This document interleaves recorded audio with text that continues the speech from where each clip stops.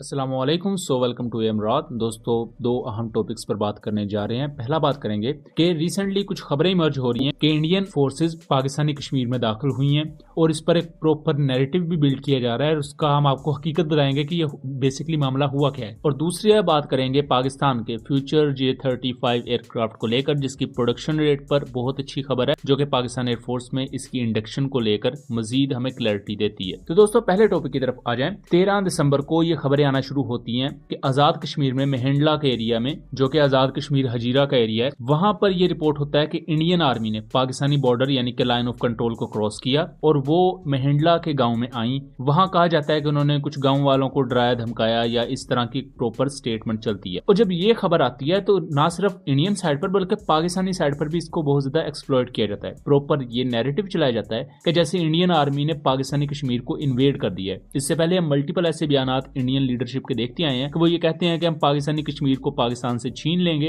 लेकिन आज तक प्रैक्टिकली कुछ भी नहीं किया जा सका और ना ही ऐसा किया जा सकता है प्रैक्टिकली, क्योंकि जैसा कि हम जानते हैं कि पाकिस्तान और इंडिया दोनों न्यूक्लियर पावर्स हैं और कभी भी ये पॉसिबल नहीं हो सकता या बहुत मुश्किल है कि एक मुल्क दूसरे मुल्क की लैंड ग्रैब कर ले। इसके कॉन्सिक्वेंसेस एक न्यूक्लियर वॉर के भी हो सकते हैं। तो दोस्तों, इसके बाद असिस्टेंट कमिश्नर हजीरा, उनकी वीडियो मंजरेआम पर आती है जिसमें वो ये क्लेम करते हैं कि जिन लोगों ने ये पूरा नैरेटिव फैलाया, ऐसी कोई चीज ऑन ग्राउंड हुई ही नहीं। ना कोई इंडियन आर्मी पाकिस्तानी एरिया में दाखिल हुई और ना ही कुछ ऐसा हुआ। और असिस्टेंट कमिश्नर ने कहा क्या है, इसको मैं आपको खुद सुनवा देता हूँ एक दफा। बिस्मिल्लाहिर्रहमानिर्रहीम। असिस्टेंट कमिश्नर हजीरा आपसे मुखातब हूँ। सोशल मीडिया के हवाले से कुछ खबरें हमें मिली हैं कि इस इलाके मेहंडला के अंदर इंडियन आर्मी दाखिल हुई और उन्होंने कुछ लोगों के घरों में बढ़े, लेकिन जब हम यहाँ पर पहुँचे या हमने यहाँ पर रिस्पांस किया, लोगों के बयान लिए, कोई ऐसे शवाहिद नहीं मिले जिनसे ये साबित होता हो कि इंडियन आर्मी यहाँ पर आई।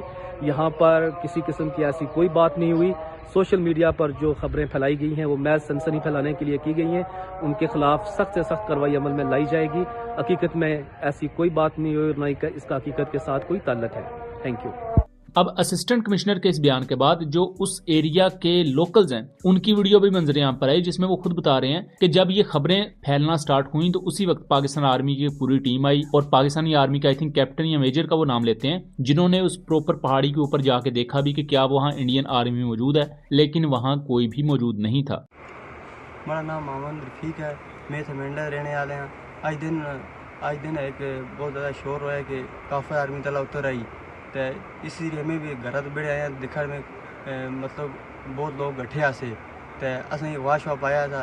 एक आर्मी वाला मेजर आया नाल उसना दो मुंडे से उतना गए नहीं थे अगर अपना इलाका शलाका डिठा था उत्थे कोई चीज़ नहीं मिली।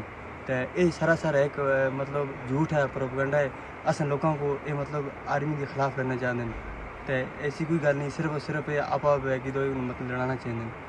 अब दोस्तों, आपने लोकल जो वहां के रहने वाले थे उनका बयान भी सुना। अब वो खुलकर इस चीज को निगेट कर रहे हैं कि ऐसा कोई वाकया तो हुआ ही नहीं। तो बुनियादी तौर पर इससे पहले हम अगस्त 2024 में ये देख चुके हैं कि इंडिया का एक ड्रोन पाकिस्तान ने शॉट डाउन किया था, जिसको इंडिया ये कहता है कि उनका ये जो स्विच यूएवी सिस्टम है ये गलती से पाकिस्तानी एरिया में गिरा था, लेकिन पाकिस्तान कहता है कि हमने शॉट डाउन किया था, ये पाकिस्तानी सरहद की खिलाफ वर्जी कर रहा था। तो उसके बाद इंडिया ने उसका मलबा भी मांगा, पाकिस्तान ने वो ड्रोन का मलबा देने से इनकार कर दिया था। हमने डिटेल वीडियोस पूरे वाक्य पर बनाई हुई है, उसका लिंक डिस्क्रिप्शन में दे दूंगा। जहां इंडिया का ड्रोन भी पाकिस्तान ने अपने एरिया में आते ही शॉट डाउन कर दिया, तो ऐसा कैसे मुमकिन है कि इंडियन आर्मी के लोग पाकिस्तानी एरिया में आए और बगैर वो चाय पिए चले जाएं? ऐसा पॉसिबल नहीं है। ये चीज एक फेक न्यूज के तौर पर थी। तो बुनियादी तौर पर होता क्या है, जब इस तरह की कोई भी नैरेटिव सोशल मीडिया पर आता है तो वो बहुत जल्द फैलता है, क्योंकि यकदम से सनसनी फैल जाती है। जबकि मैंने आपको हकीकत बताई है कि वहां के असिस्टेंट कमिश्नर क्या कह रहे हैं, वहां के लोकल लोग कह रहे हैं कि ऐसा कोई वाकया हुआ ही नहीं है, सिर्फ और सिर्फ एक सनसनी फैलाई गई कि ऐसा कुछ हो गया। And rest assured, Pakistan armed forces को पता है कि किस तरह अपनी सरहदों की निगहबानी करनी है और ये उनकी ड्यूटी है और वो जानते हैं कि इसको किस तरह करना है और वो ये चीज कर भी रहे हैं। अब दोस्तों, हम दूसरे टॉपिक की तरफ आ जाते हैं। दूसरा टॉपिक पाकिस्तान के लिए तो अहम है ही, लेकिन चाइना के लिए पाकिस्तान से भी ज्यादा अहम है। रिसेंटली चाइना ने ये क्लेम किया है कि वो अपने स्टेल्थ एयरक्राफ्ट की प्रोडक्शन तेज करने जा रहे हैं। इससे पहले 2023 में अगस्त के महीने में ये बयान तो आ चुका है चाइना की तरफ से, ये चीज कंफर्म की गई थी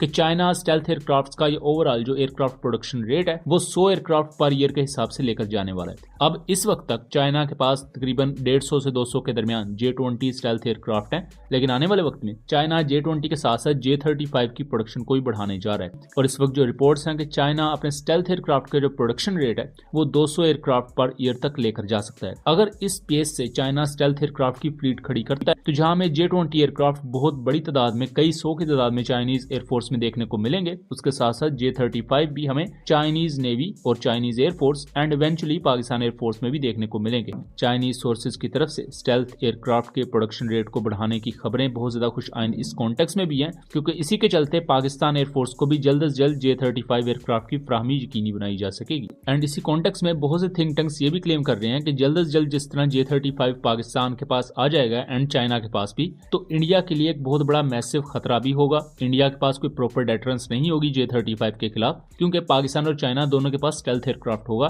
और स्टेल्थ एयरक्राफ्ट को काउंटर करने के लिए आपके पास स्टेल्थ प्लेटफॉर्म होना जरूरी है। क्योंकि इससे पहले यह समझा जाता था कि इंडियन S-400 इनको काउंटर कर लेंगे, लेकिन जो हाल S-400 का यूक्रेन रशिया वॉर में हुआ है, जिस तरह S-400 को यूक्रेन ने अपने MLRs के थ्रू नॉकआउट किया है, तो इससे अब S-400 और ज्यादा वल्नरेबल हो गया है। और इस पर हमने डिटेल वीडियोस बनाई हुई हैं जो भी इस तरह के इंसिडेंट्स हुए हैं यूक्रेन रशिया वॉर पर, तो उनका भी मैं कोशिश करूंगा लिंक डिस्क्रिप्शन में दे दूं। सो दोस्तों, ये था आज का एनालिसिस। उम्मीद करता हूं चीजें क्लियर रही होंगी। वीडियो पसंद आई हो तो इसे ज्यादा से ज्यादा शेयर कीजिएगा एंड चैनल को सब्सक्राइब कीजिएगा। मिलेंगे अगली वीडियो में, तब तक के लिए अल्लाह हाफिज।